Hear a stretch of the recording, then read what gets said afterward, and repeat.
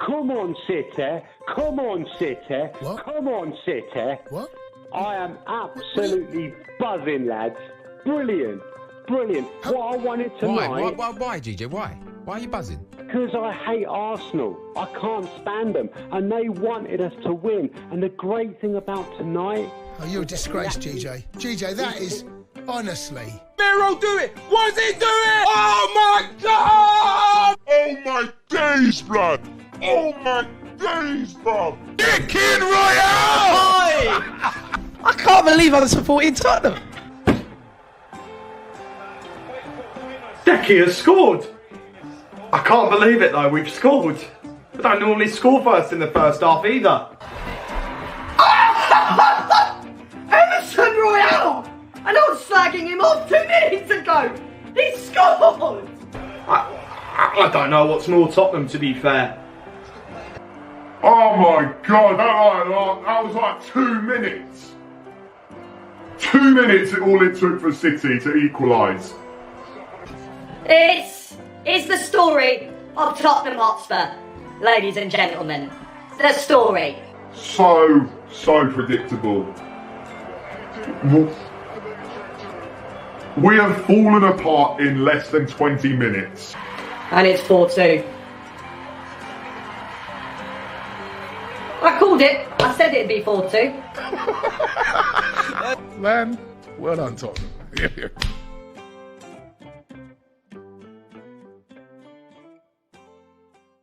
Welcome back to the Top 6 show on the Football Terrace. Yes, Spurs in the mud again.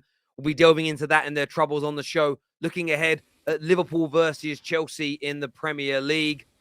Arsenal hosting Manchester United. Big transfer news as well today with Arsenal completing the deal for 2 players, Trossard and a Polish guy whose name I still haven't learned to say, but we'll be delving into that later on in the show. We'll also be talking about Chelsea, who are about to submit a new and improved offer for Moises Caicedo from Brighton as well. We've got a brilliant panel tonight, freshen things up a little bit here. Of course, Jessica Black is here, repping the Gunners tonight ahead of our epic clash and breakup on Sunday. Well, breakup depending on what the result is. We've got man like Ty here from Never a Foul and everywhere in between. Have Hope is back with us, ready to go. Nobbins is here. I liked a bit of Nobbins last week. Cool, calm, and collected, and making a Football Terrace and Top 6 debut. Man like G from GTV is here, repping the Scousers. How is everybody doing on this wonderful, slightly cold Friday? It's freezing, man. And like anyone who supports cold weather is a psychopath. I just need someone to give me one good reason as to why cold weather helps anyone. Just one good reason. Cold weather doesn't help anyone. Snow is overrated. Santa Claus isn't real. So what's it? Yeah, I'd rather be in it's a a good shower. shout. When you're in the shower, the shower feels hotter. That is a horrible reason. Nah, Ty's got a point. Ty's got a point. It makes spooning more fun. Oh, okay. Mm-hmm. Terry, do you know what I've clocked with you? You're clever, you know. I know, right? You've put no, he's not. No, no, do you know why? Do you know why? You've put Jess in between me and you, 2 United fans. I like it. I see what you're doing. Pressurizing early. Exactly. Clever. What we've got to do to Odegaard to keep him quiet on Sunday, 110%. That's metaphorically, by the way, people. It's metaphorically, but there we go. Listen, smash the like and the share buttons for us. Big show ahead. The first point to focus on that's been voted for by the viewers, 71% of the first vote. Tottenham in a mess again. Humbled last night with that comeback. Jess, I'll come to you first on this. You obviously wanted a City to drop points for the title race, but you were never going to be able to rely on Spurs, were you? No. I mean, even just watching them, it was like they were winning, like Spurs were winning, but it didn't feel real because they were so bad and it was so lucky. And I was like, man, like this would be amazing because it would hurt them to win a game that ultimately helped us. But, they couldn't hold on to it. Holding 4 in the second half when you're supposed to be the best second half team in the league is pretty damning. It's Spursy, if I could say that. And so way to go, Spurs. I mean, we don't expect anything else from you, but way to go. But the best thing about it is that they embarrassed themselves in the process, and I at least got to laugh at that. But when are we not laughing at Spurs, you know? I mean, I want to be a bit extreme, if you'd allow me to do that, Terry. Always. Now, I think that there's like a new king. I think his name is Charles. So I don't know what power Charles has. I would ask Charles that, can you throw Tottenham out of the United Kingdom? Just throw the whole club out. Because my thing is, I had everything, because if me and Pep were not friends, so I had everything prepped for a left stream to abuse Pep. How do you capitulate in 23 minutes? Like, how is that possible? So my thing is that I really do believe that Tottenham might be the biggest losers of all time. Like, literally, like, I've done all the calculations. These guys are the biggest losers of all time. And also, I have no sympathy for them because that clown Levy did not allow the greatest manager of all time, Mourinho, to play that final. Mourinho plays that final, he wins a trophy for Tottenham. So I think this is karma for what he did to Uncle Mo, the greatest manager of all time. But for me, for Tottenham, throw them out. They are a disgrace. They have the worst mentality on the planet. Horrible, horrible, horrible team. Disgusting, terrible, useless, pointless. I think a lot of people would agree with your you know, in terms of being the biggest joke out there. You know what really stood out to me, and obviously Ty and G weren't here last week, but I got into a little bit with George. And George and Patrick and loads of Spurs fans were like, no, we don't really care about Arsenal. It's all about us and our progression. And we're like, listen, I think the real reason Spurs fans are angry is not Enik, Levy, the tactics. It's because Arsenal are top of the league. And then you had this guy, legitimately, take a listen to this. This guy phoned in to Talk Sport. And listen, this is GJ. He is a Spurs fan. Listen to him. Listen to this. Come on, City. Come on, City. Come on, City. What? I am absolutely buzzing, lads. Brilliant. Brilliant. What I wanted tonight... Why, GJ? Why? Why are you buzzing? Because I hate Arsenal. I can't stand them. And they... So you see what he's saying then? And that is why Tottenham will always fail. Because they're... And that isn't one guy. And I said in the video, like, one of the only Tottenham fans online that I never put in this category is Expressions, because he wants to win. 80 to 85% of Tottenham fans are happy no matter what they do, as long as they are above Arsenal. That is literally it. That is Tottenham. And when you have that mentality as a fan base, it seeps into the dressing room and into the boardroom, and mediocrity is acceptable. And that club allows mediocrity because they have no standards as a fan base to hold their club. Imagine being happy after that. For me, it's a describe. What do you think, G? Like, I'd love to get your opinion on Tottenham as a whole, the hole they're in, and of course, you know, the fact their fans seem happy that they're losing might help Arsenal only halfway through the season. I feel like it's a bit harsh here to say, like, to get onto them too much against a Manchester City team. Like, this is Manchester City. At the end of the day, they'll do that to anybody. Like, we can't act like they didn't just beat Chelsea, you know, in the the Carabao Cup not too long ago. So, you know, this is a team that can hit anybody for 4. So I understand, yes, second half they were 2-0 up. City were always going to score at least 1 or 2 goals in that game. I think for them, what they needed to do was kind of just continue what they were doing, because they were kind of in momentum at that time. I felt like in that second half, they probably thought, maybe if we sit back for a little bit, hold City, then they'll be good to go. But they've just decided to completely just play a completely different game. And it's ended up that City have just been relentless. But City can do that to anybody. Like, we can't act like this isn't new. They've done it to United. They've done it to us. They've done it to Arsenal. They've done it to Chelsea. They've done it to everybody. So, you know, Spurs ain't special.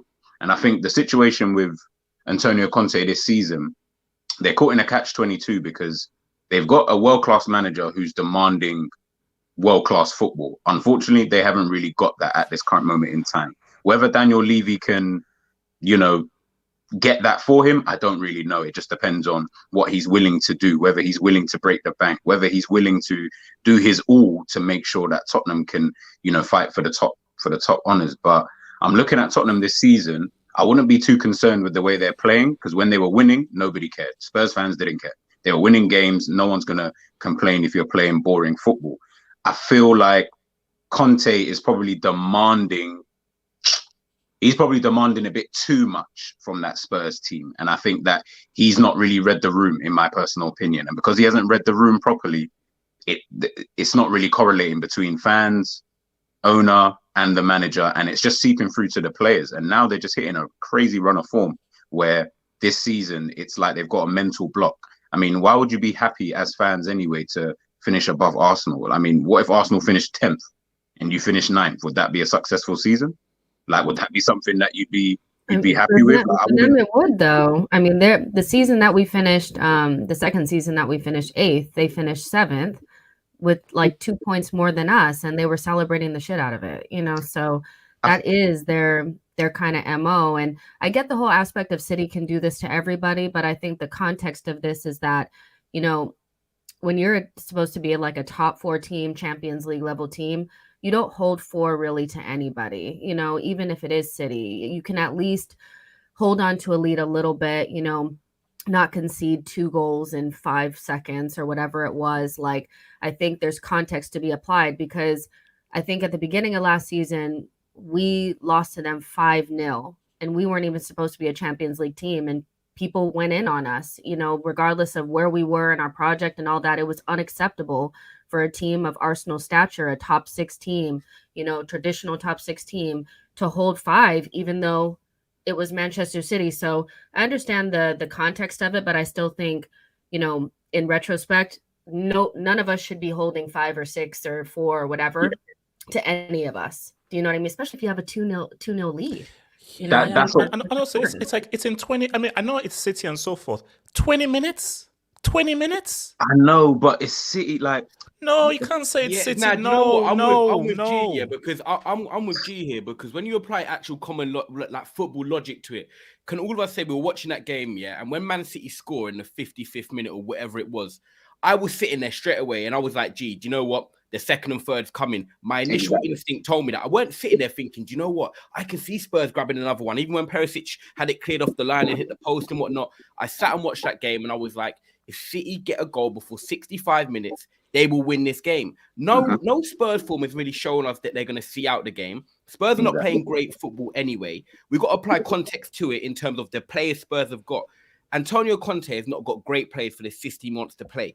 The best player in midfield for them is Bentancur this season. He's just come back from the World Cup and he's had a hamstring injury. So he's not fully fit anyway to play 90 minutes. He started. He's going to get pulled. Kulusevski, he hasn't played for 3 months. He plays against Arsenal in the North London derby and actually played well, but that's his second game. So the type of players they need to probably be effective against Man City weren't probably fully fit anyway. So for me, as soon as City got one, I was waiting for the second and third to go in. And I don't think you guys sat there at 55 minutes when Alvarez scored and said, yeah, Spurs are going to hold this out. Spurs are even going to get a draw. You knew them goals were coming. No. Okay, no. 100%.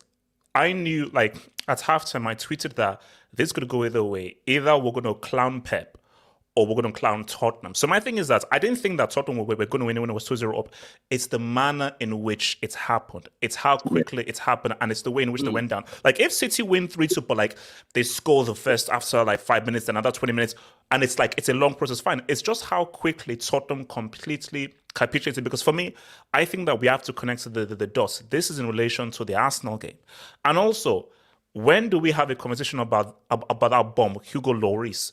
How did he get beaten on the near post in 2 successive games? We've been having this conversation for but we have to have a realer conversation. For like 5-6 years, because no, we have to have a realer one. We have to have a realer one now. No, I think when it comes, it's mad. Sorry, he's and have hope's bang on right, because if you think about the manager problem they have, it's either with Antonio Conte for me, Terry.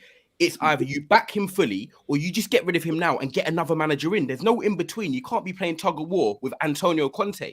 And then when you've got your captain, Hugo Lloris, putting in performance like that, I don't care if your captain's not the best player. Look at Jordan Henderson. I don't rate Jordan Henderson, by the way, but he drops a 7 out of 10 and leads by example. Lloris doesn't even lead by example. He couldn't even lead my nephew to school. So the bottom line is, do you know what I'm saying? I think there's a problem from captain to manager and to players like Harry Kane. But do you think when you look at Spurs, for example, I don't know, I look at Arsenal now of this season, and I looked at, let's say, Liverpool when they were starting to do pretty well. I'll use those 2 teams.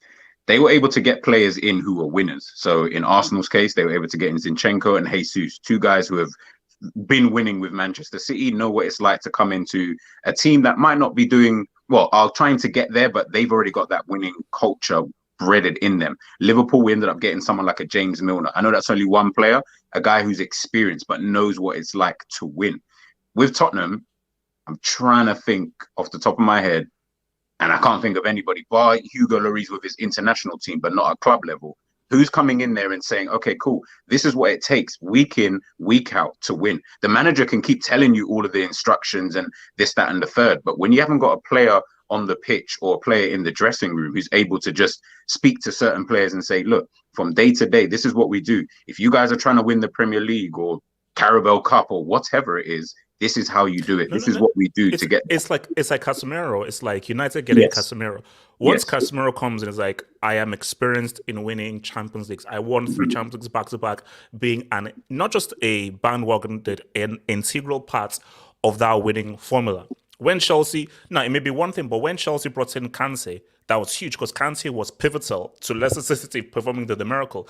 The issue is Levy. I told you, Tottenham Stadium looks like the Star Trek Enterprise. It looks like a spaceship. So my thing is that if you have a spaceship as a stadium, I expect you to actually win things. Levy is only concerned about business. That's it. He's only concerned about business. He doesn't care about winning. He's never cared about winning. He just cares about having the NFL team in there, having the stadium look good, earn a bit of money. And yeah, let's just compete. Basically, it's vibes. It's just vibes at Tottenham. So nah. No, I get that. I want to ask Nobbins a question here. Well, I think everybody would agree that this isn't all on Antonio Conte. But based on how he's talking, you played them last night. You saw the body language. You watched it. It was your team that came back, by the way, as you know. Can you see Antonio Conte lasting? Can you see this being can you see the contract being renewed in the summer as an example? No, I can't, to be honest. For me, this sort of stinks of unstoppable force meets immovable object, in that Conte recently has been a serial winner. Spurs are the exact antithesis of serial winners. They are serial bottlers, as we've seen, and they don't win stuff. Just before I finish that point, I just thought it was interesting the chat we just had there. Most people saying that, it was inevitable City were going to come back. I, as a City fan watching that, I don't agree with that. I think this is a very poor City side in respect of recent performances. And if I was a Spurs fan, I'd be even more disappointed, because this was a City team that could have been got at 0-0, never mind at 2-0 at half time when the goals have been gifted to you. So that's even more disappointing from a Spurs perspective. What I would say on Conte is it'll be interesting to hear what Spurs fans think about Conte, because I actually know. I thought it was a really good appointment. I think if Conte is going to work, he needs to be given the tools to thrive. If you look at his Inter Milan team, first of all, let's look at his managerial rise. Like, he started a decade of dominance with Juventus.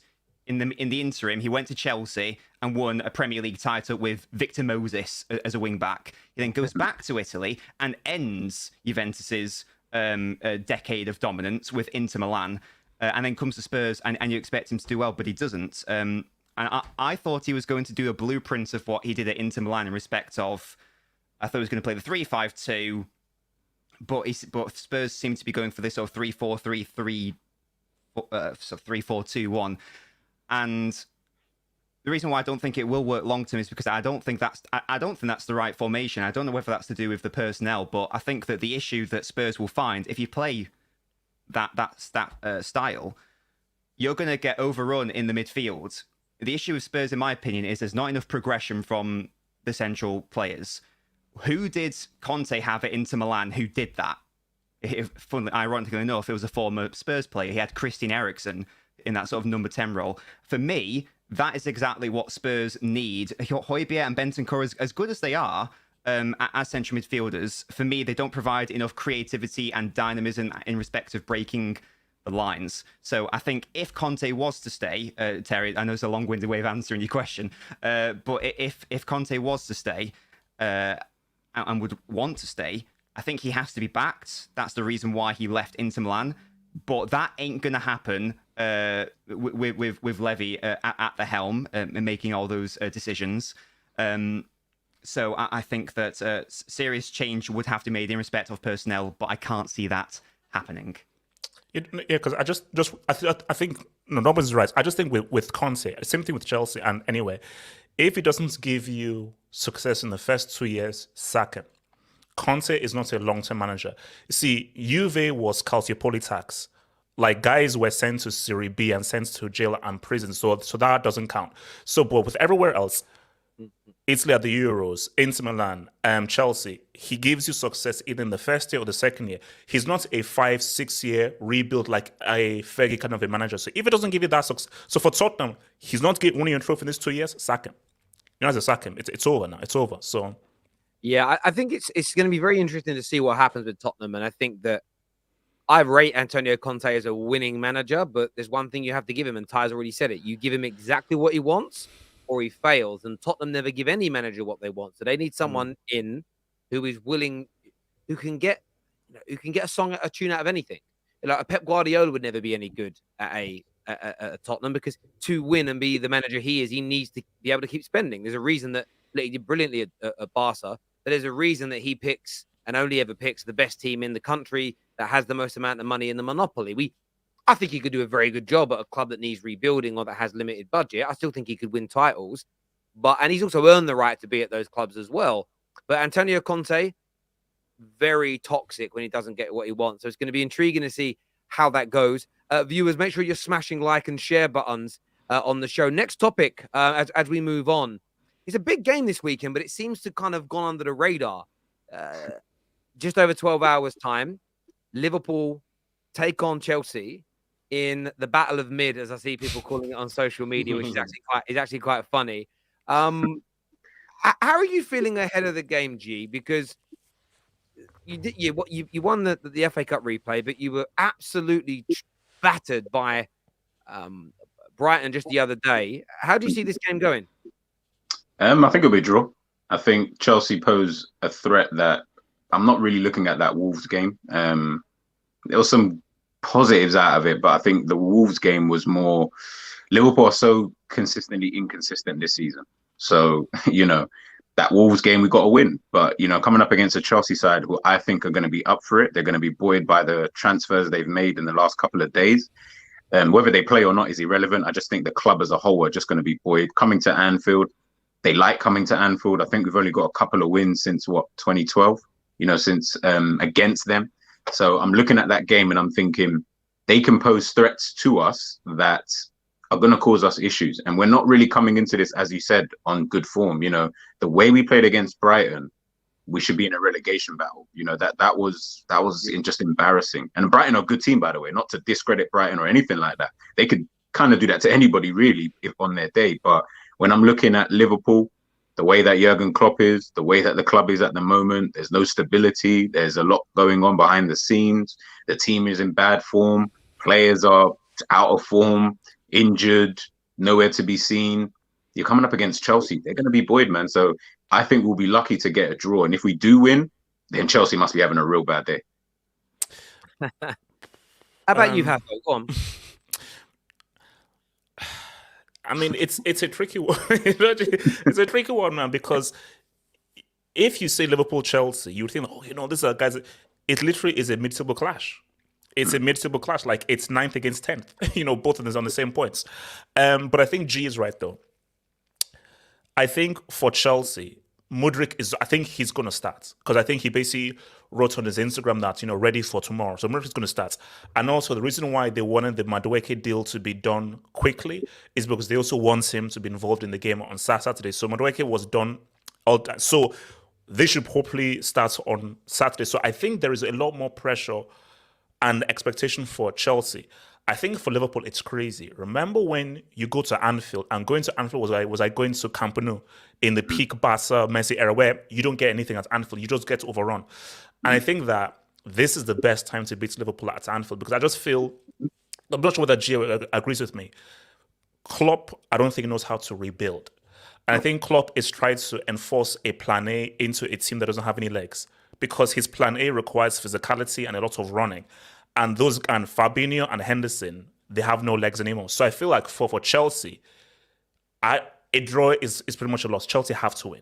Because again, I'm sorry, Mudryk cost 60, 70 mil, expecting to say what's up. I expect Mudryk to say what's up. So I expect all of these guys to come in and really make an impact. So I feel there's going to be a winner. I feel there's going to be a winner. I mean, I don't know what you guys think, man, but I just feel like if there is going to be a winner, because both teams need to win this. Like, a draw is bad, because if they both draw and Villa win, Brighton Fulham win, then you're not in an even much more difficult situation, because it's halfway through the season. So I'm sure that JB is not going to say Arsenal have won the league and everything. These teams in the same conversation, you're worried about their results. I think that both teams will be afraid to lose. I think it'll be one of those nervy kind of, I'm afraid to concede because blah, blah, blah. Like, JB, I can't have nerves, man. JB, I can't have nerves. I need the dub. I need that dub. You can't have nerves, but I think you will see them, because one of these teams, like you kind of said, they have to take points off of bigger teams, or, not just the small teams. They have to take something away from somebody that's around them. And I think that's going to incite nerves more than confidence, because neither of these teams are operating on high confidence. Now, if I had to say who I think has a better chance of winning, I would say probably Chelsea, because they have new blood, that's going to be looking to make a statement. Where, Liverpool are just a little bit like in an in-between space. Personally, if I was a Liverpool fan, I wouldn't like the way Klopp is speaking either, like making excuses about injuries and stuff like that. I wouldn't be feeling that. So, yeah, I think Chelsea probably have a better chance of winning because of fresh blood, but I can see both teams being a little bit nervous to lose, because it's been rough this season for both. You can't get around that. I think I think, Jay, you may be right in terms of Liverpool more so than Chelsea, because I feel like for Liverpool, right now, confidence is very low. And I think they're going to be a lot of jitters. I think for Chelsea, Mudryk wants to impress. Mudryk wants to impress. So Liverpool don't have that new player coming in and having that their first game. This is going to be Mudryk's debut. His first start. Yeah, his first home start. Who? Gakpo's. It'll be his first league home start. What? He's already played. No, come on. No, but I mean, me and Jesse said in terms of he's starting tomorrow, that'll be his first league home start at Anfield. Please. What do you mean league home? So he's already played before. I'm talking about debut, just like debut. Yeah. Home, away, anyway, no debut. So my thing is that for Mudryk, I'm sorry, I didn't want to Mudryk. I told you, I saw those highlights. That is worth 70 mil. I wanted Neymar. I wanted Verratti. Those are that I wanted, but I got Mudryk. It is what it is. So for Mudryk, you best get a two-piece at Anfield. I'm expecting a minimum of a two-piece at Anfield. So, but for Liverpool, I think they were a lot more nervous. But Chelsea, I swear to you, if these guys go ahead and play nervy and at 12 free throws and get a draw, I mean, look, man, because I'm not giving up on top four. No way, hell no. You guys, the title. Do you know what it is? Yeah, and I'm gonna be real about it. I think, have hope. You've got to be quite excited about this, because when you look at Chelsea as a team, right, and you look at Hakim Ziyech, you look at players like Raheem Sterling, you look at Christian Pulisic, hasn't really got the legs anymore. When you look at the signings you've just made, right, in Mudryk and obviously the guy from PSV, when you look at the profile of player they are, yeah, I said to my boys, this is very, very exciting, because I was on Jerry James' show, yeah, big up Jerry, and we were talking about sort of profiles that suit the Premier League. When you look at like St. Maximin, you look at, the players that can get Martinelli, for example, players that can run with the ball and travel and get beyond. Me and Terry have seen it. We signed Anthony, and our frustration is like he cuts in all the time. He doesn't break, like he doesn't really go on and take on his defender 1v1. Mudryk does that. He's an excellent ball carrier on the left. And Madueke, yeah, cuts in on his left-hand side, on his left foot on the right, but he can also go down on the right and take on players 1v1. If you want to be a successful winger in the Premier League, you need to have that athleticism, like Saka, Martinelli, for example, on both sides, that you can get past your man. Now, for me, I'm going to be real, Terry. I think this debut for Mudryk is absolutely perfect. You've got Trent Alexander-Arnold, who, yes, he's been doubted defensively, but he goes forward and he will leave space in behind. If you're leaving space in behind for someone like Mudryk, who's an excellent ball carrier, you are in trouble. I am excited to see what he can do in transition, because Liverpool will leave spaces in transition for Chelsea. We don't see. That's the thing. Don't see, now you're going to get me excited. I'm going to leave this. You can see what I'm saying. Tweets. I'm going to be really happy, and then we're going to lose, and I'm not going to blame you. You I know, was that going I'm to going say to blame that you. we got to be careful. But look, in regards, when I look at Chelsea, they're a team who they're on the up and up. I know, obviously, this season, yes, you're looking obviously at top four potentially. All right, fair enough, but I don't think you'll get that just because there might be too much ground to make up. Just like Liverpool, I think there'll be potentially too much ground. You might be able to get it, but I'm looking at Chelsea, and the future for me when I'm looking at their team is it's quite bright. You've got a lot of young players coming in. You've bought already a lot of young players mixed in with the experience. For next season onwards, once Graham Potter's kind of got his feet under the table, I feel like for you guys moving forward, there's something there. What it is, I don't know. When I look at Liverpool, yeah, do you get what I'm saying? And when I'm looking at Liverpool, we don't know if we're getting new owners. We ain't got no money. Players are too old. Players are running out of contracts. Players are out of form. Players are declining. There's too many negatives that come with Liverpool. So it's like everything that is surrounding Liverpool, even then heading into such a big game against Chelsea, we've still got all of these negatives. Remember, we're not going to forget that game against Brighton. That 1-0 win against Wolves, forget that game. That kind of gets bypassed. We're looking at that last game against Brighton. And it's now a case of, well, are we going to see the Liverpool that we saw against Brighton? Or are we going to see the Liverpool that we saw against, I don't know, Manchester City, for example, where we won 1-0? I don't know. And that's the catch-22 of Liverpool at the moment. But this is where, as Jess mentioned before, I'm personally just not really happy with Klopp in a general sense, because we can talk about his tactics all day long. They've become as stale as bread. But the reality is, when he's then talking in the media and some of the language that he's using towards the team, you know, the situation surrounding Liverpool, that doesn't breed any confidence. You're not going to listen to your manager who's talking about all of these things in such a negative way and then think, you know what, I'm going to go out on a Saturday and I'm going to work for him. I'm going to go out on a Saturday. I'm going to put in that shift. I'm going to put in a performance. We're not seeing that. At least Graham Potter, he's trying different tactics. He's trying different things. He's trying different players. You know, he's signing all of these. You know, it's a lot more exciting. And that's why when I look at Liverpool versus Chelsea, I was leaning more towards a Chelsea win anyway, but I think we would get a draw just purely because we're at home. And I don't know if Chelsea are going to have enough to score that many goals. And I think we will have enough chances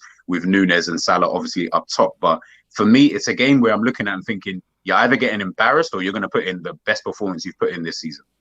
So Nunes is back then? Yeah, he should be back. That changes everything. That changes everything. Yeah, no. Oh, so you think I think that's Liverpool. I think now I'm thinking, I know that people don't think he's having a good season. He's not a good player, but I don't know what you're looking at, because that man is chaos. As soon as he figures out how to put the ball in the back of the net, it's kind of over. So and also how he's to one of control those the who ball creates as well. Lots of chances. Like him and Salah kind of go well together. I don't know. Mm-hmm. That changes my feeling a little bit on the game. Darwin Nunes is, again, look, me personally, I mean, I never wanted to sign him, but we've got him now. He's here. As you said, he's chaos. He's doing all of these things. That in itself, I have to respect, because the reality is he's still scoring goals. He's getting assists. I can't knock him too much for what he's doing. And he's a nuisance. And up against maybe Aspilicueta or a Nathan Chalobah on that side, whoever you play, I think he can cause them issues. The problem that you have with a Nunes, and this is the problem that Klopp's going to have, is the game that we played against Wolves, we played with 3 forwards who were all ball-to-feet players. When you play with Salah and Nunes, they're players who like to run in behind. That changes your whole game plan. That then means that the midfield that you've then got, the gap between your midfield and strikers means it doesn't matter who you play there, they're going to leave gaps. Chelsea can exploit those gaps, unless you're going to play a similar front three that you played against Wolves, which he won't do because they're more the fringe players. So it then changes your kind of outlook, or even just your perspective on the game now, because you're thinking Nunes is back. He can cause trouble. Liverpool's game is hit the ball to Nunes. Hit long, hit Nunes. He'll cause his trouble. Salah, just make sure in and around the box. I feel like Chelsea might have enough in defence to maybe be able to marshal that, if I'm being honest with you. So this is where I'm like, if that can't work, what's your plan B? But we know with Klopp, his plan B is to make plan A better. And that's why we're in this mess. Would you say, G, then, looking at it, if you're saying from a tactical point of view, yeah, the space that Nunes will leave in between him and the midfield, this is a perfect type of game for someone like a Jorginho just to control and dictate and silence the crowd away from home then? Jorginho? Yeah. Well, yeah, because I think that's a great point. Sorry to interject, because there's no legs anymore in Liverpool's midfield. So what nullifies Jorginho is legs and pressing and athleticism. But Liverpool don't have it anymore. Yeah, he can just play it around. They're soft in the middle. They are. I think that's a great shout. Nobbins, what's your take on this game? looking at this from an outsider looking in. Yeah, so I think that Liverpool needs this win more than Chelsea. I understand there's a bad atmosphere amongst the fan base at both clubs, but even though I don't necessarily agree with this sort of scattergun transfer approach at Chelsea, I can at least see that, rightly or wrongly, that they are trying to fix the issues that they have, and I do think there could be a very exciting Chelsea team there, maybe next season or the season after, and it's not going to be an issue of investment because clearly Bowley is not afraid to splash the cash. So I think that there's a positive vibe at Chelsea in that respect, and that's why I think that Liverpool probably needs to win it more and probably need to finish close to the top 4 than Chelsea, because it doesn't really matter where Chelsea finish. Bowley will still spend big, but there's lots of uncertainty at Liverpool. It's not in terms of the ownership situation as well. I know there's been lots of rumors about whether this consortium will buy them or this state will buy them. But the reality is that club sales take a very long time to go through. The only reason the Chelsea one got done in 6 or so months was because of the whole political upheaval of the Russia-Ukraine situation. So, and I expect Liverpool to be sold for much more money. So I therefore suspect it's going to be harder to find a buyer. And also, there's another huge club in England on the market at the same time. So it's going to be even harder to find a buyer, potentially. So there's the question mark of, will Liverpool be going into the summer transfer window with players who are in their late 20s, early 30s, basically the same core that Klopp had in 2018-19, but you've still got FSG in charge who want to sell. Maybe they don't want to invest and replenish the squad. Maybe they're happy to sort of just like keep it ticking on and then just wait for the next person to come in. So that's why I think that Liverpool have got to win this match, I think, and that they need it more, in my view. No. I mean, Nobbins, I respect your viewpoints, but Chelsea are a top 4 club. So as much as Liverpool need this, Chelsea also need to finish top 4 as well.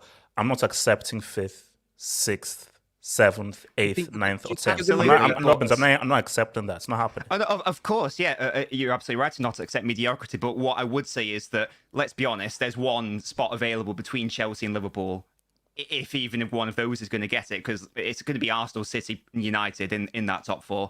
And then you can question whether it's going to be Newcastle, Spurs, Fulham in that 4th spot. So if you got to pick one or the other, I'm of the view that Chelsea can get away with not finishing in the top 4 compared to Liverpool. I'm not saying it's an ideal situation, obviously, but Chelsea are in a much better situation in respect to their owner, in respect to their ambition, in respect of their transfer outlook compared to Liverpool, who notoriously fans complain about the lack of investment, rightly or wrongly. Let's be honest, that isn't an issue at Chelsea. I hear that. In terms of score predictions for this game, what are you going with, Jess? What's the score going to be tomorrow, 12:30 kickoff? Yeah, I'm going to go with 2-1 Liverpool. Ooh. Ty? I'm going to go 1-1. Yeah. I think I'm going to. Yeah, I mean, as much as Chelsea needs to win, I actually think it's going to be 1-1. I don't want it to be 1-1, but I think it's going to be 1-1. 0-0. Boring game. What? Dead. Ooh, no goals. Early kickoff. Dead. Havertz misses 5 sitters. Boring. Oh. See, G, what you saying score prediction wise, bro? 2-2. I'm going with 2-2. Yeah, I think it'll be I think there'll be a game of chances, and I think we'll give away too many chances, and we'll start to see Chelsea maybe put some away, and I think we'll have enough to score. But we're not keeping it out. It's not going to be a clean sheet. No way. We concede near enough every single game. So I feel like this will be another one. I hear that. I'm going to go with 3-2 Chelsea. I think it'll be high scoring. I think it'll be high scoring because neither team are that great at the moment, but they both like to attack. So there's going to be openings. There's going to be space. And I've got a feeling Mudryk's going to make an impact. I just think about this kid. I said it before he went to Arsenal. I'll say the same thing now. He looks hungry to be a star, and that's the attributes Cherry to suit the Premier League, man. Oh, he does. Yeah, everything about him. Got a good touch, good on the ball. He's got an eye for a goal, can create, and then he's got that speed on the inside and outside. And that's just absolutely Trent, man. You better have a good sleep tonight and get your Kellogg's in, mate. Yeah, no, it's genuine. On Chelsea though, before we move on to some of the other subjects, they are looking at increasing a bid to £75 million for Caicedo from Brighton. What are you saying, Have Hope? You need a new midfielder. 75 million for Caicedo. Good business? I mean, my mom will always say that you shouldn't pocket watch. So you shouldn't always count someone else's money, you know. And my thing is 75 mil for Caicedo is crazy. That's mad. Because my thing is that there's a guy who won the best young player award at the World Cup called Enzo, and he would walk. Chelsea's main thing is getting a DM and a world-class DM because, you know, you may need to replace Kanse. Caicedo, he's good. He's all right. He doesn't excite me, you know. And the issue with Chelsea is I just think that the transfer strategy is vibes. And when you now hear that Todd Bowley is now in Twitter Spaces listening to Twitter fans and so forth, that doesn't really fill me with much kind of, you know, vibrancy, you know. So my thing is, no. Okay, you know what, Terry? No. 75 mil for guys. No. Just no. Come on. So no. So sorry. No. I mean, I know I was going to run, but let's just be straight direct. No. Come on. No. I mean, he's a good player though. I mean, I'd want him at Man United. I wanted him at Man United for 75 mil. I didn't say for 75 mil, but I think he can move the needle at most of our football clubs, barring Arsenal. I think he'd be a better option than Phillips at City. He'd be the best midfielder right now at Liverpool because they're all struggling. Chelsea, I mean, Zakaria has been your best, but I think Caicedo has proven himself so far to be better, you know. And you've got to pay the premiums because you've got to get him out of a contract and it's January. And I think the reason that you're being charged so much more for these players is because it's January and everyone knows how desperate you are to basically like kickstart the engine and try and make the top four. Because if you miss out on the Champions League, it won't limit the spending per se, but it isn't what the investors spent billions of pounds on buying. No. I mean, yes, he improves. But what you have to ask yourself is, are there no other better options out there? Because isn't so Caicedo is from Brighton, isn't he? Yes. So my thing is that is this like Brighton 2.0, you know? Because that's what I said. Like, are you trying to recreate Brighton for Chelsea? Because you can't just be like, okay, let's just go out because I know how these players work at Brighton. No, you're at Chelsea right now. The world, what's it called? As what's that guy? As Tony Montana said, the world is your oyster. The world is your freaking oyster. So literally, go on the globe, South America, Africa. I'm sure there are much better players out there than a Caicedo. Let's see, Enzo Martinez. Crazy what Benfica were asking because you're now looking at 120, 130. But as crazy as that price is, he was playing very well for Benfica before the World Cup.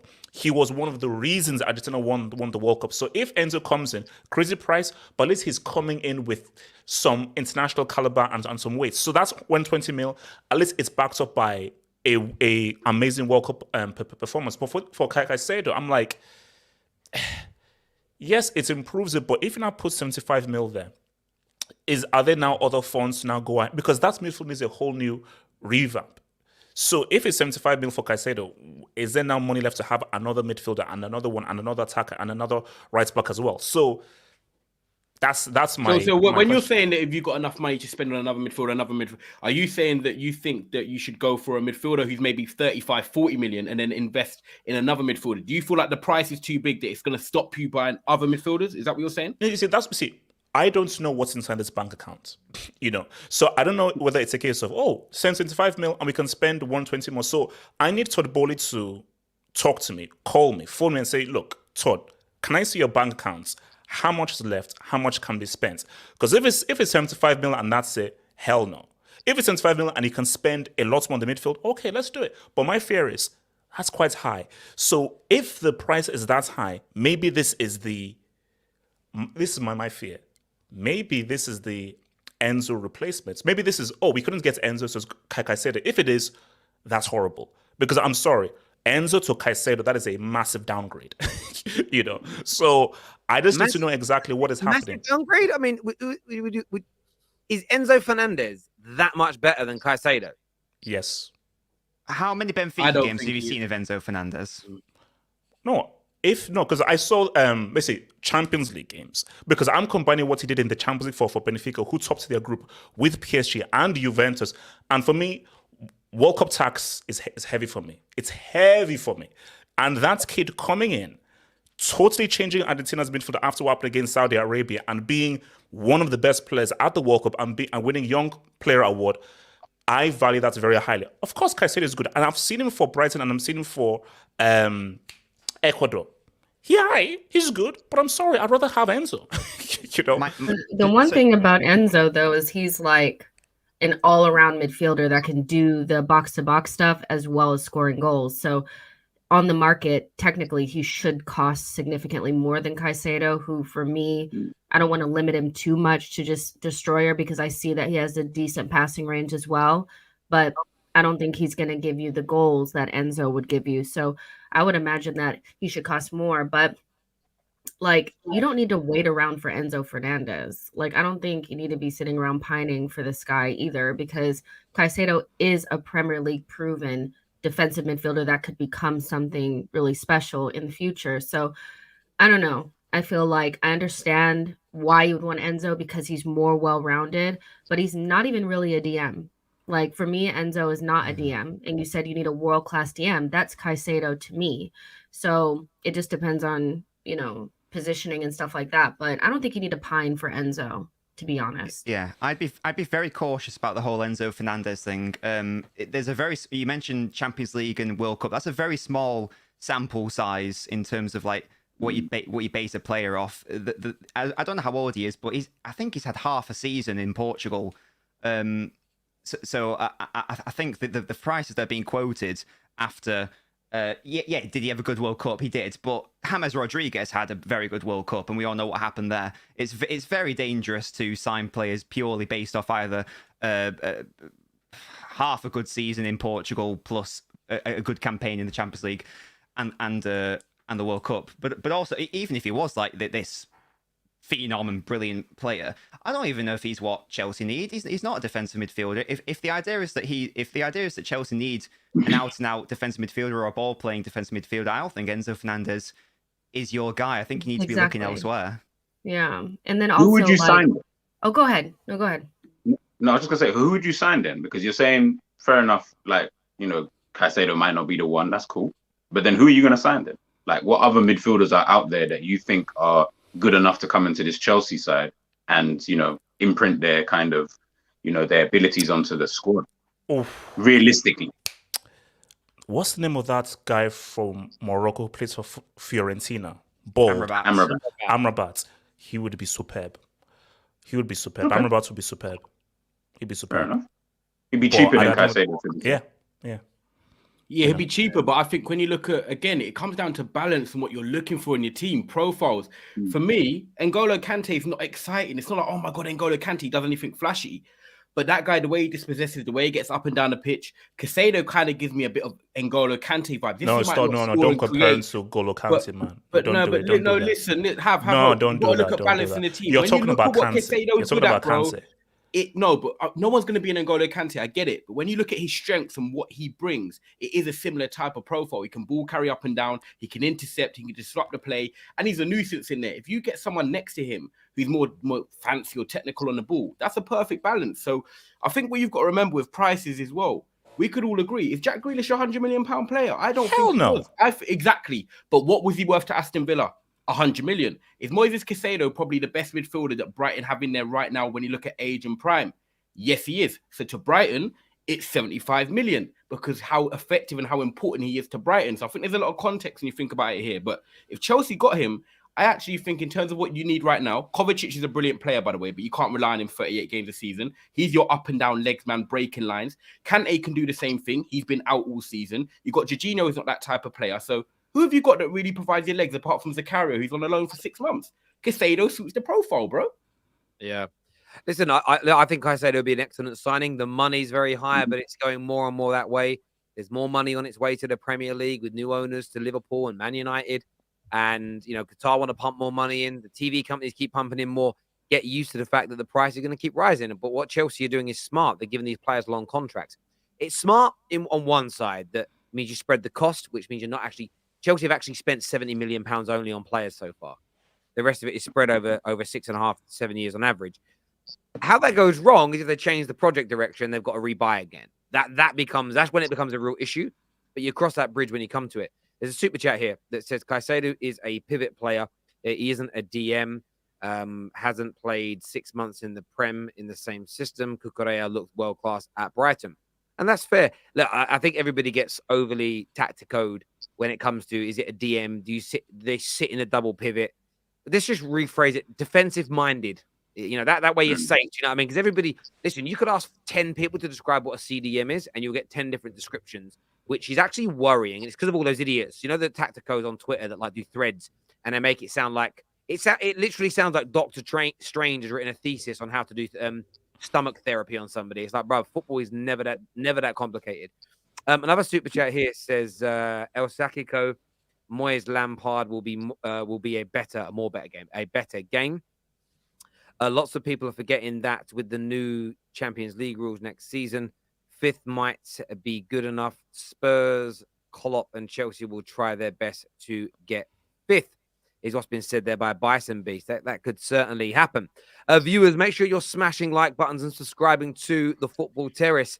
Actually, can I just ask G one quick thing? Yep. I'm begging you, because I've just heard these rumors around the campfire. I am begging you and I'm pleading with you. Mount is linked to Liverpool. And there's a campaign I'm launching. No. Let me finish. Let me just finish. Okay, So there's a campaign I'm launching. It's called Operation Grom. Operation Gets Rid of Mounts. Grom. So I need Mount out of the club. I think Mount would be a great, amazing fit for Liverpool, and I think he would improve you. I am begging you. Can you please put in a bid for Mount and take him off our books? I'm begging you. Why does everyone think that Mount would be a good player for Liverpool? I've seen this quite a lot. Why Liverpool? Why not Arsenal? Why not Man United? Why not Man City? I'll tell you why. As a midfielder, yeah, he runs. Yeah, your midfielders just run. I can run. He's good. I can run. No, he's good. You don't have the energy like Mount. Klopp is going to turn him into a world-class midfielder. I am positive. Look, one thing I say, I guess, before we move on is right now you got to realize Liverpool are in the mud and their midfield is even lower than that. So anybody who looks like they've got some ounce of energy, straight away, it's like, that's the guy. We need to get this guy in because he's got energy and he can do this, that, and the other. Mount, he might be good for Liverpool. He's not I don't want Mount at the football club. Chelsea can keep him and maybe work something out with him. I just don't feel like he's a player that Liverpool should be going in for. He's just not really that kind of player. G, you're missing out, man. You're missing out, G, man. I think it's a bad decision. We'll see. I mean, Chelsea fans are desperate to get rid of him. Before we move on, obviously we're going to talk Arsenal, Man United a bit later, but there's a couple of Arsenal subjects now to talk about that have been voted in. The first one, this is breaking news this afternoon. I want to make sure I read this out correctly. I don't want to mispronunciate anything. So this is coming from Sam Collins, who's very well respected within the Arsenal community. And he states that Arsenal are interested in a surprise loan move for Real Madrid midfielder Eduardo Camavinga. It is unclear if Real Madrid would sanction the loan move as of now, but the 20-year-old has struggled for minutes this season, and Arsenal are making heavy inquiries. I mean, Arsenal have pulled off a couple of very good signing in Trossard so far. They've signed this young lad, JAKUB. Pronounce it for us, Jess. Is it Kiwior? Whatever. I know you asked the fans. Whatever. I know you Arsenal fans have been scouting him for many months, many years. I've known about him for years. Since he was at Anderlecht, obviously. Yeah, exactly. I mean, I've heard one of the best young centre-backs to come out of Poland in a decade or two. So, yeah, talented player. Trossard's in. But Camavinga to Arsenal on loan until the end of the season. I mean, there's no point me asking you, Jess, would you take that deal? Yeah, I mean, duh. I mean, I think the thing about it is it would be very reminiscent of bringing in Odegaard halfway through the season, not last season, but the season prior. And, this just feels like an Arsenal type thing, bring in a talented player that we were already kind of interested in that went somewhere and it's not really working out. See if they can come to us, get a little bit acclimated to the league and then maybe try to do something in the summer. Feels like a difficult deal to do, because it's different than Odegaard in some ways, because Odegaard was really out of the fold. But I know Camavinga is really struggling. And one of the things that people have always kind of said is like, yeah, Arsenal in this title race, but they have no depth. If you were able to bring in, the center back that we just brought in today, Trossard, Camavinga, and Ivan Fresneda, I don't want to hear that anymore, because that is no longer true, and so I can understand why Arsenal want to do it. I'm not going to get too gassed, because if we get him on loan, my head is on Pluto, you guys. It's on Pluto. We should be winning the league from there. So, but we just have to wait for more information. But yeah, Camavinga on loan would be so smart for Arsenal. We don't have backup for Partey. Sambi hasn't worked out. Elneny's not good enough, and he's one of the best young prospects in that position. So why wouldn't you want him? Yeah, I think Jess is bang on there. I think when you look at squad depth and what you just said, yeah, Jess, I think it's so real. If you did get Camavinga, yes, I get it, it's highly unlikely, but if you did manage to pull that off, you've got Trossard, you've got Camavinga, and you just said a centre-back as well. That's a spine of squad depth. I know they might not start, but when you actually think of every position, you've got a centre-back, you've got a defender, you've got a midfielder in Camavinga, and you've got Trossard. So when you look at depth, that's 3 signings of a spine, and that's exactly what you'd want. And I think that's exactly what you need. Gabriel, we all know he's a left-footed centre-back. You have not got depth for him, which is why you wanted Lisandro Martinez. Camavinga, I think, can play deep. He can play in the Xhaka role as well and break lines. And you've got Trossard, who's, I think, is a great signing. I think me and Terry done, funny enough, a similar TikTok. Age profile, he's versatile across the front three. He can score goals, which I think you add. What about his attitude? What about his attitude? So no, see, no, good and everything. This is the football terrace. Nah. Let us have a balanced discussion, because this all sounds so lovely. Arteta's amazing. Let me now be the villain. Let me now bring the real to it. So of course, Trossard is good. I'd have loved Trossard in there, but can we now speak facts? You just turned up in your first international tournament for Belgium. Who are you to demand to start ahead of De Bruyne and all of these dudes? And the Zerb literally said, take this dude because he has an attitude issue. So my thing though is, I know how Arteta dealt with Aubameyang, quality player, but when he now has attitude issues in the dressing room, he destroys the atmosphere within the dressing room. There are fights happening in the training ground. Arteta has to now turn things around. He gives Arteta a black eye, punches, gives him a right hook, and so forth.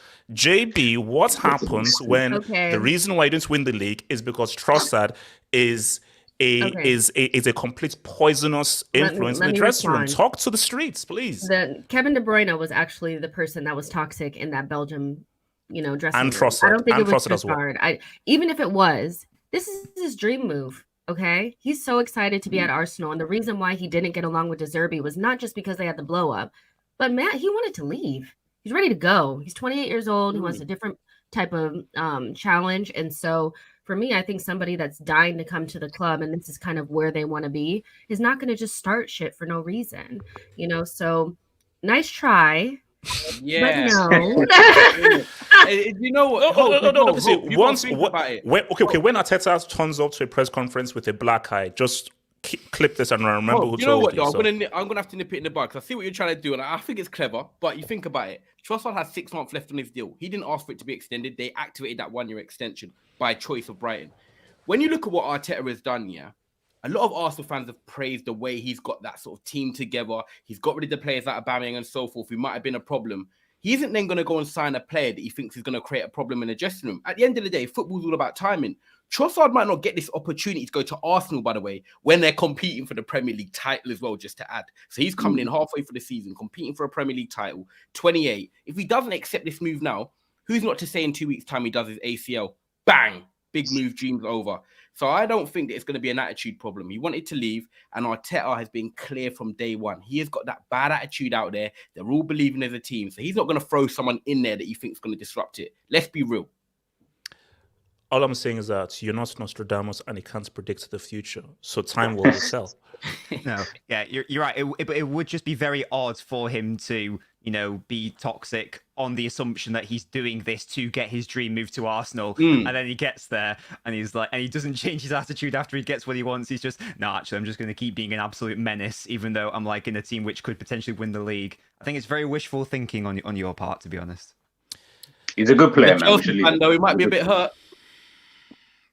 Yeah, look, I've said it in video. I think Trossard's a very good signing. I think it could end up maybe not in the long term. Let's see what Mudryk becomes, but in the short term, will probably be a better signing than Mudryk. And I think Mudryk would have been a good one as well. It doesn't mean I think it's a bad signing. I know a lot of people don't like the whole Prem proven thing. And yes, you can move internally in the Prem and things go wrong. But this is a player who's hungry. He hasn't, when Willian moved, it was to that last final paycheck. He's won it all.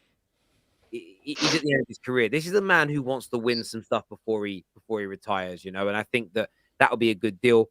On Camavinga, listen, Arsenal have got that pulling power now. We know Declan Rice is now very, very interested in the Arsenal project to move because they've improved dramatically in the past 12 months. And at the end of the day, the only player I've ever seen even professionals talk about not really caring about trophies is Harry Kane. But every other footballer seems to really care about trophies.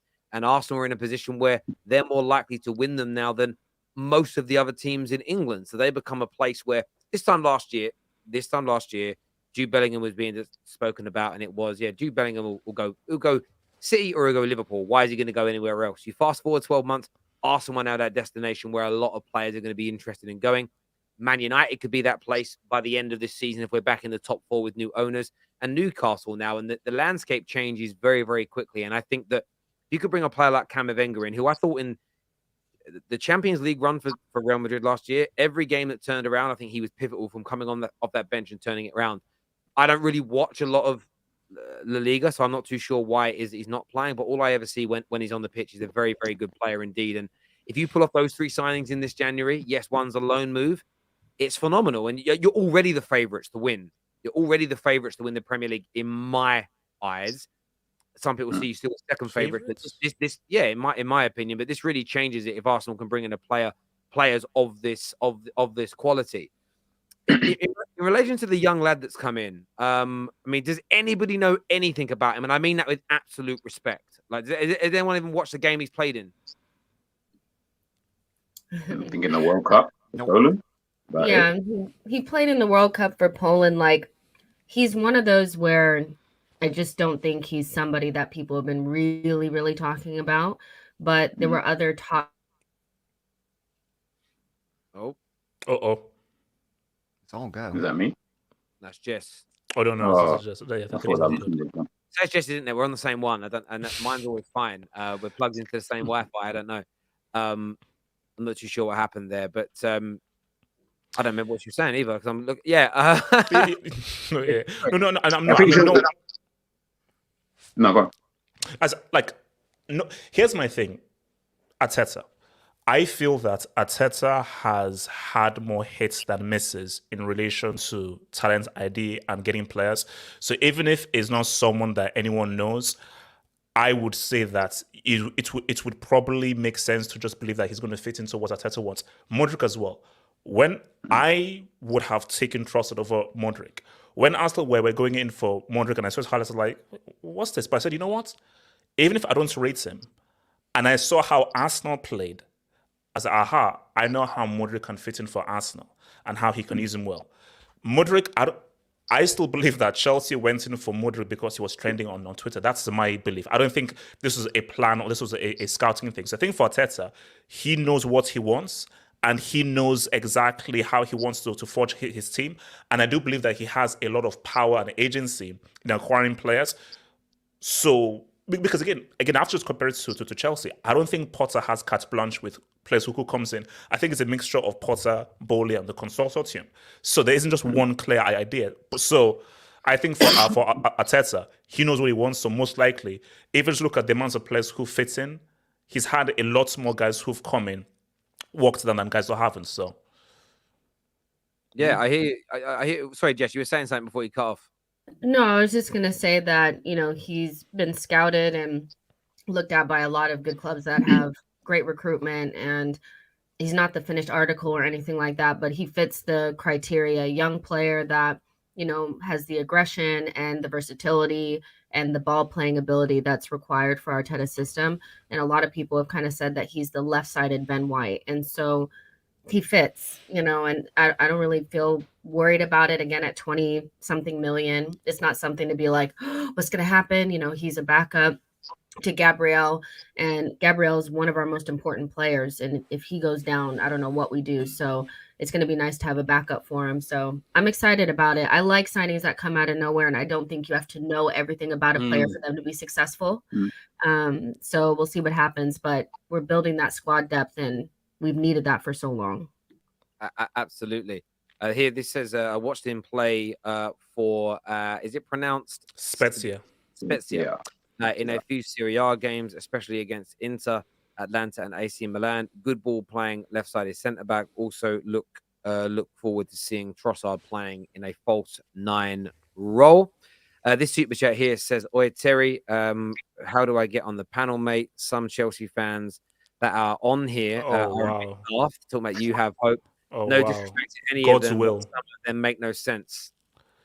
Thanks for the support to God's will, but you're not getting on this panel ahead of me, bro. So thank you. Have hope.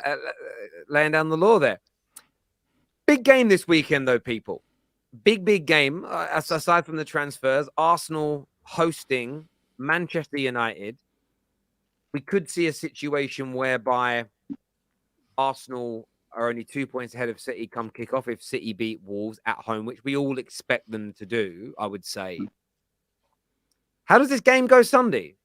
Are Man United going to crumble under the pressure? Are Man United going to be too scared of them? Will Arsenal have a hiccup? Is this going to be a bump in the road for them? What we think? I'm going to go to Ty first on this. United fan, away at Arsenal. Talk to me. I'm first of all going to say, you just said Man United going to crumble under the pressure. I'm going to respond to that and say there's not pressure our side. The pressure's on Arsenal. Simple as that. No Casemiro in this team. Partey back where he didn't play at Old Trafford. The onus is on Arsenal. They need to go out there and win this game on Sunday. I think right now, if you ask me, I'll take a draw. I'll bite your hand off for a draw. I don't want to say I'm worried, but I slightly am worried. Like, I'm going to be real. This is giving me the type of vibes, Terry, where I hope it doesn't go like Louis van Gaal season when we played Schweinsteiger and we got blitzed in like 20 minutes. I'm not saying that Ten Hag's going to play anyone there like Schweinsteiger there, but I mean, I just want this team to come out there and get through that first 20 minutes and just get themselves into the game. Because if Arsenal start fast and get quick out the traps, I don't believe in this Manchester United team overturning a 1 or 2-0 deficit if they go up early, Arsenal. So for me, I think the players need to get switched on. And I think one concern for me, Tian, I don't know if you thought about it as a Man United fan, is since the Brentford game, I saw for the first time a bit of mental weakness in Manchester United against Crystal Palace. And I'll tell you why. We were 1-0 up at 81 minutes. It was the perfect away performance, by the way. Like 1-0 away at Crystal Palace. Casemiro, no yellow card. You're like, perfect. Couldn't go any better right now. Shit, how's 1-0? Take it. From 81 minutes when Casemiro got booked, the way we played and saw out the rest of the game was atrocious. The way the players' head dropped, I thought was very poor. And Ten Hag can't really do much about that because he's not on the pitch. So for me, I thought it was a lack of professionalism from us going into an Arsenal game. It's like the players thought in their head, Casemiro's been booked. He's missing the Arsenal game. They didn't focus on the job in hand. Get through the Crystal Palace game first, and then we focus on Arsenal. But the players are already thinking about the Arsenal game. And I think to concede so late on, lose Casemiro, the 9-game unbeaten run we've gone on, I just feel like it was a bit of a dagger to the heart. And I think it's the perfect time for Arsenal to then play us, because now we've got to try and go again without probably our main leader on the pitch or main winner, like Have Hope said earlier. So, man, like I was looking forward to this game. I was like, do you know what? We can go there and cause them trouble. Newcastle showed 2 weeks ago that you can get a result with Arsenal. Let's not forget that, people. You know, Arsenal didn't break down a Newcastle team, which is the same Arsenal team we're going to see on Sunday. So, you know, do I think we're better than Newcastle? The answer is yes. Are Newcastle having a great season? Yeah, they are. I respect them. But I think Manchester United are better than Newcastle. So we can go there and cause them some trouble, but we've got to defend. Better defensively than Newcastle? Defensively? Are you better than Newcastle defensively? They're a very good unit. No, defensively, do you know what? They're a very good unit. But defensively with us, with Martinez, Varane, sure, I think we've only conceded 10 goals since they've played together anyway. So on the maths, we're quite evenly matched with our main defense. So if we go there, you know, do what Newcastle do, sit tight, try and expose them on the counter-attack, we've got a chance. But I just feel like mentally, we're playing them at the wrong time for us, because what I saw in that last 10 minutes of the Palace game was not what I want to see going into an Arsenal game, Terry. I think you're right about that. That like you did see the mental. That was like the first game where people genuinely started talking about Manchester United as title contenders. Yep. The first game, the first hurdle. After Man City, it was like they're in it. And then Crystal Palace, you could just sense that there was some nerves there. And it was a game to be won because, to be honest, Crystal Palace were terrible in that game. Thank you, Jess. I was sitting there with Terry and I was like, Crystal Palace are horrendous. You should get out of here with 3 points. And you didn't. And so that's not to say it's over or anything like that. I think the result for Spurs Man City really went in your favor, which is a small boost for you guys. But I also agree with the idea that there's no pressure on Manchester United. Spurs have dropped points. So that means that their spot in fourth is a lot more secure than it would have been had the result stayed the way it was in the first half. And they don't have Casemiro, and everybody's expecting you guys to lose. So the pressure is 100% on Arsenal, especially if we kick off at 4:30 and Man City are 2 points behind. Yeah. The one thing that I will say is that every time that we've been under pressure and, we've been asked questions, we've responded. And the Newcastle game was a hiccup. It was a game where I started to look at us like, okay, if we play against difficult teams, we're going to be able to break them down. But I do think that we will have learned something from that game. And if you guys do set up like that, we will get you in the first couple of minutes, first 20 minutes, if you guys are not, secure back there. The other aspect of this as well that I think, can't be overlooked is that against Newcastle, we had nobody to come off of the bench. If, something were to happen, that was a big talking point. On Sunday, we will have Emile Smith-Rowe and Trossard ready to go. And so that does make a significant difference. It's going to be a tight game. It's going to suck.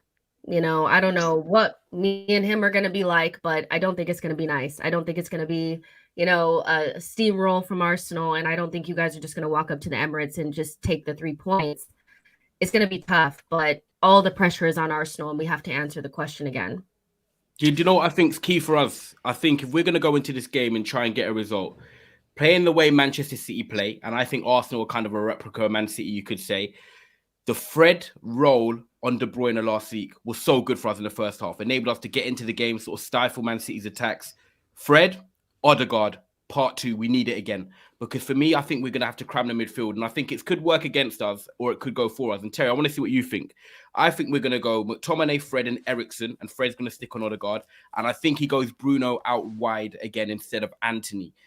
The worry for me is that, yes, we could stop Arsenal, but in a game as well, you want to impose yourself. It's like, where can you get at Arsenal? And it will probably be in transition.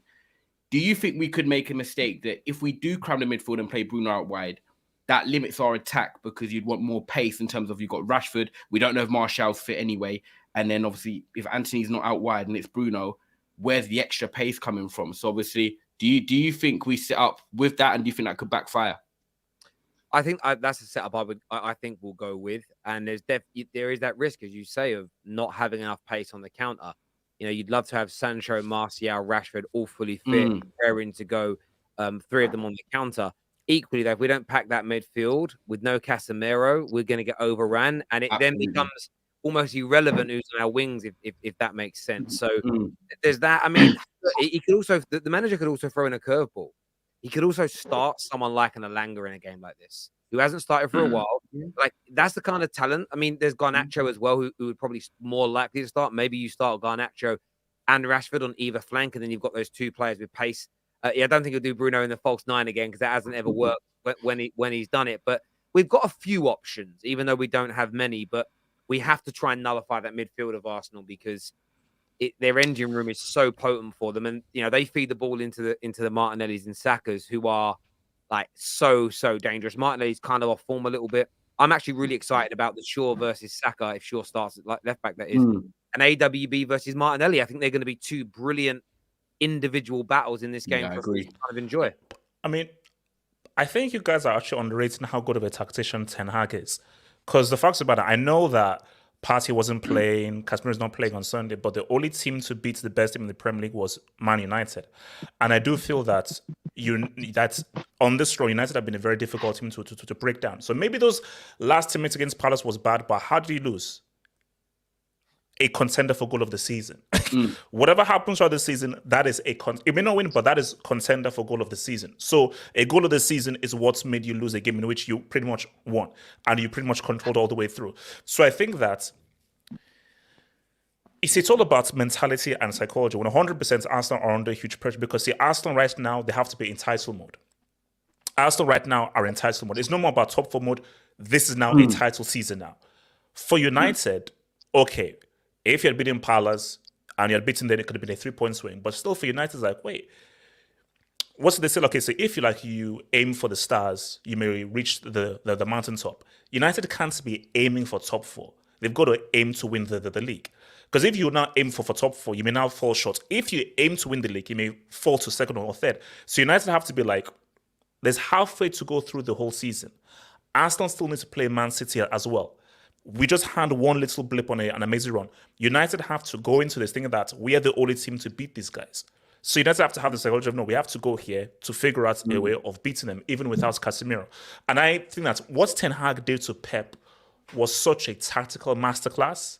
I think Ten Hag has something cooked up for that game. That's why for me, I look at the whole tactical stuff. So I'm looking at to see what is Ten Hag going to do. Because we already know what Arteta is going to do. We already know the lineup. My thing is, what is Ten Hag going to do? Because I think Ten Hag is going to be like, no Casemiro. How am I going to nullify Arsenal, restrict their game? And once I restrict their game, you know a chance is going to fall to Rashford. And it's going to be, can Rashford put it away? Like over 90 minutes, United are going to have the opportunity. So I think for Ten Hag just thinking that, contain Arsenal. And when that chance comes, are we going to be clinical and put it away? Because Arsenal have to be the aggressor. And if you're facing a team that's as the aggressor, over 90 minutes, you're going to have at least 2 great chances. Will you put it away? It's now down to you. So it's going to be close. Do you know what as well? And I think I'll add on, when you talk about Ten Hag and, he is a tactical genius, for example. I was on Saeed's show yesterday, and obviously, I'm not going to lie, we were all quite nervous going into this game and not talking like we're going to win and so forth. But I said, if I'm a Man United fan, have hope, looking at it right now, how many other managers, when you're missing your best player in Casemiro, how many other managers would I take right now going into this game over Ten Hag? I said I couldn't think of many at all. Honestly, Pep Guardiola, you could think of obviously as a tactician. Thomas Tuchel's maybe quite good at it. And Jose Mourinho, I don't like him as a manager personally when we had him, but in terms of this type of game and what he can do, he suits it. So I was thinking, you know what? When you got managers like this who are tactical managers, Tuchel, Pep, Ten Hag's, they like problem solving. This is probably exactly what Ten Hag wants to do. He probably, when you play your games like Nottingham Forest, no disrespect to him, you pick your team and you expect to go out and win. These elite managers like conundrums. They like to deep think. They like challenges. So for me, that gives me hope having a manager like Erik Ten Hag, because he is a thinker. He will tweak something. And I do believe that he believes in these players. And if you've got a manager that's coming out already after the Crystal Palace game saying little things like, we beat him without Casemiro, we can do it again. At least we're not having a manager like Oli or David Moyes where it's like, oh, we know how good Arsenal are. We've got to respect your position. No, don't do that. Talk about your team, your players, and put belief in the players that are coming in. And that's what he's done. So I do believe that, see, if Arsenal beats United, it's still a huge win against the top opponents, but it was without Casemiro. If United beats Arsenal at the Emirates without Casemiro, I think that could be a... You see, pivotal is too strong, but I do think that could be a pretty significant win. So if United were to win at the Emirates, the best team in the league, without Casemiro, I think that could be a huge turning point. Because mentally, psychologically, United would be like, oh, whoa, wait a minute. We could be onto something here. So I do feel like if a win for either side could be pivotal, but especially if United were to win against the best team in the league without Casemiro, I think it could be huge. Did you guys think in general it's like a disrespect to Man United as a team that everyone's talking so negative about us going into this game just because of Casemiro? Do you think it's unjust? You guys are disrespecting yourselves. I mean, your biggest accounts online are the ones that are saying it. So even though we're going to say it, because, it gets in your head and it's funny, your own accounts are the ones who are doing it. You guys are already throwing in the white towel saying you guys don't have a chance and, that's it. And the response to the yellow card, I think, was more of emotional reaction than actually drawing the game from your own fans, so I don't necessarily feel like it's disrespectful. I would say that in most cases, like when we lost Jesus, everybody said our season was done. So I think in most cases, when you lose your best player, a lot of rivals just write you off and say, that's it. But I still think United are going to come out and play a good game.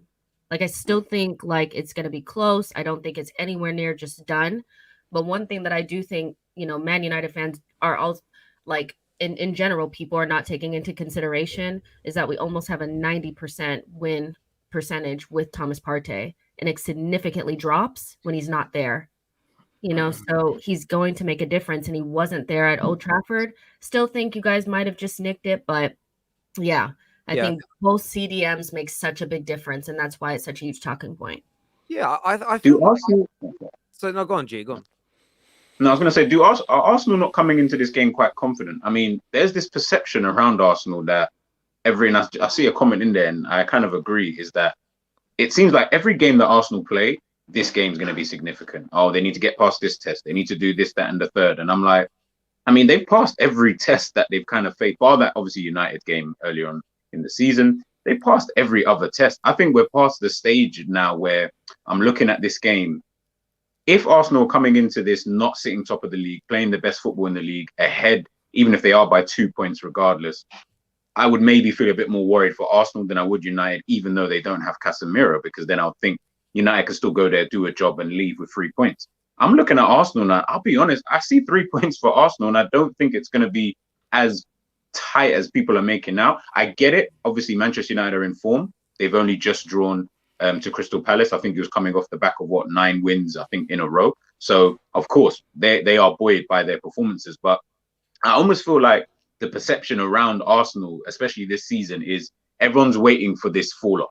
Like rival fans, we're all waiting for it. We're waiting for Arsenal. Like when Leicester won the league, you're waiting. Yes, but I feel like with Leicester, there wasn't even that kind of, oh, you're waiting for a fall off. You're kind of just enjoying the ride. With Arsenal, it almost feels like people are predicting this fall off. So either it's coming against Manchester United, or it's coming against the game against City, or when they come to Anfield. I'm like, I feel that Arsenal should get a bit more respect, and they've kind of surpassed that now. And we need to look at them, obviously not in the same light, but almost like how you would look at Manchester City when they were just going for win after win after win after win after win. The Newcastle game, I wouldn't focus too much on that, because the reality is you ain't winning every game between now and the end of the season. That's not going to happen. Exactly. You're going to come up against these good teams. You're going to come up against teams like a Newcastle who are performing better than anyone expected, defensively sound. It's just one of those kind of games, and just you fell a bit short.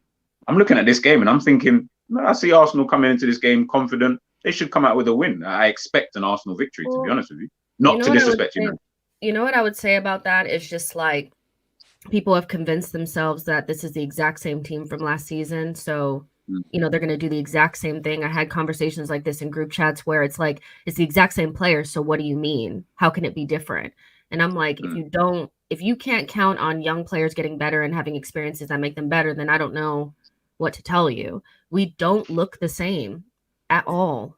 Not the way that we play, not the goals that we're scoring, not the way we're defending, not the mentality. Nothing looks the same. So if you've convinced yourself that this is the exact same team, I think you're kidding yourself. It's not to say that I think 100% we win the league, but let's say, Man United do get a win. We're going to turn around and have another winning run after that. Exactly. Like, it's not going to end our season. So, and that's why winning against Spurs was so important, because the United game is harder. You got to get the 3 points away from home at Spurs, take a little bit of the pressure off the United game. And these players are playing with freedom. I told Terry this. I was like, they don't even look like they're playing with any sort of stress. They're free. Because in reality, as long as they make top 4, that was their plan. So now they can reach for the stars without any sort of like, it's not their last chance ever. These players are 22, 24, 25. So I think people need to get real about Arsenal. I'm not saying you have to kiss our ass and say we're the best team in the world, but just get real and update. Like, this isn't the same Arsenal, just like it's not the same United. Both teams have improved. No, I totally agree. So I'm going to do the super chat for a second. Sorry, this one says the biggest hurdle for Arsenal was the North London derby away and getting over that hurdle of not winning there in 9 years. We are comfortable.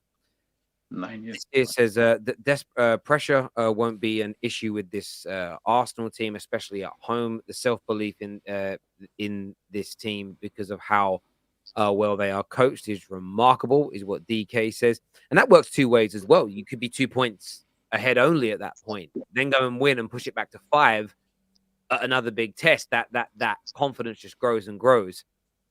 We have goals all over the pitch. Where are the goals coming from for United? We need to go in with big chest. Remember, Arteta is a tactician as well, is what John believes. Terry, we haven't heard your feelings on this as United. Look, I've got a preview coming out Sunday morning that's filmed with Jess and I, so you'll see my full thoughts and feelings there. But kind of echo a lot of what Ty said. I think Man United got a chance in this game. The setup's going to be important. I don't like the idea of this. We can't win without Casemiro. In terms of we may not win with him not being there, but I'm someone that would not be pumping that message into my dressing room. I don't want these players having a convenient excuse that it's okay if if I see a fan tweet, we'd have won with Casemiro. I kind of don't want to hear that. I want to hear we understand him being missing is a problem, but I don't like when clubs, that's all they do is make excuses when they lose is by blaming this injured player or this player's not there. These things happen. Arsenal don't have Gabriel Jesus, so that's a big miss for them still. We've got to go and try and exploit that, And so from my point of view, I've got an element of confidence. We can win this game. Do I think we will? We'll get to that in the predictions. So I think away at Arsenal, Liverpool, Chelsea, clubs like this last season, I just had no hope at all that we would get a result. I'm hopeful that we could. I think we could, but we know Arsenal got the best home record in the league and have been the best team in the league all season, and that needs to be respected. Calling Arsenal a replica of City is a bit lazy. We are much more athletic and are more of a mix of prime Liverpool and City is what this comment says here. Interesting one. This is a question. Do you think Ten Hag might play Lisandro Martinez at CDM? I'm going to be real with you. The answer is no. And the reason I'm going to make it short and sweet. Lisandro Martinez has played there a handful of times, by the way, for Ajax. He's predominantly, obviously, more of a centre-back. You're going into the game against top of the table, unbeaten at home this season, on a great run of form, and you want to play Lisandro Martinez in DM in a game like this. I'm sorry, but I think that could hurt his confidence. If you play in DM and you're playing against someone like Odegaard, who's great at finding the pockets and stuff like that, and you have a bad game, what does that do to Lisandro Martinez? I think you play Lisandro Martinez at the centre-back role and you play Luke Shaw next to him. I just think, Terry, maybe if it was a different type of game and we're at home and it's not Arsenal, you can maybe try it there and see how it goes. Well, so it's going to be like McFred midfield then? And I think you cram Eriksen in there and then put Bruno on the right, like we did against City Hope. Yeah, I think we crammed the midfield. Yeah. I just don't believe that against Arsenal away is the time to test Lisandro Martinez at DM. Simple. This here says, just those United accounts are cowards because they hype up Ten Hag, but yet they don't believe he can create a game plan. The white flag I saw was just like insane, And I know you guys don't truly believe you have no chance. No way. Well, what fans do, and United fans won't thank me for this, but I call others out for the same thing, so I'll be fair. If we can create a narrative, and Arsenal fans have helped with you have no chance without him, if you pull off a result, it becomes a bigger win. That's the rationale for doing it. If you can get everybody to say that you've got no chance of winning without Casemiro, and we pull off a 1-0 win, it's a bigger L for Arsenal and a bigger W for us. We know that United do have a bona fide, genuine chance of winning this game. We've become on form, one of the best teams in the country. Can't get away from that. Since our opening 2 games where big changes were reined in, only Arsenal have been better than us by 3 points. And I think Arsenal had been overtly better than us. But to say like we've got no chance, I just don't, everyone knows I don't like those prerequisite kind of foregone conclusion predictions. I find them strange in sport, especially football, is what I would say. Score predictions for this game. Have hope. What you saying, mate? I'm going to say 2-1. United. 2-1. Wow. That's the hate talking there. No, don't do that. Don't do that. It's no hate. From now on, that's what I'm calling. There's no come on. No, don't do that. I'm the most unbiased guy on the planet. It's 2-1 United. No, because I just feel. Can I just quickly ask you, sorry, Hope, why? By the way, I've seen a story like this play out before, and I think when you watch football long enough, you just see these patterns go through. Arsenal should win. No Casemiro, they're playing really well. I think that United will struggle without Casemiro. So there is just so much onus and belief and assumption that Arsenal are going to win. I just feel that Ten Hag is going to come up with a plan, and I just think that football is also about mentality and psychology that you're going through. And I feel that the psychology Arsenal are going through, having Partey, them not having Casemiro, I think is going to play into the underdog's favor, which is United. And I just feel that United will just come up and frustrate Arsenal in ways they didn't really expect. And Arsenal will have a kind of game that they didn't really expect that they would have. And I just think that just things just happen in the game where it won't really fall for Arsenal. They'll be aggressive, but it won't really fall. And United will just take the opportunity. Because the key thing, United will just take the opportunities. They will have their opportunities. I just think it will just be a day where they just take them. And I just think that they get this 2-1 against.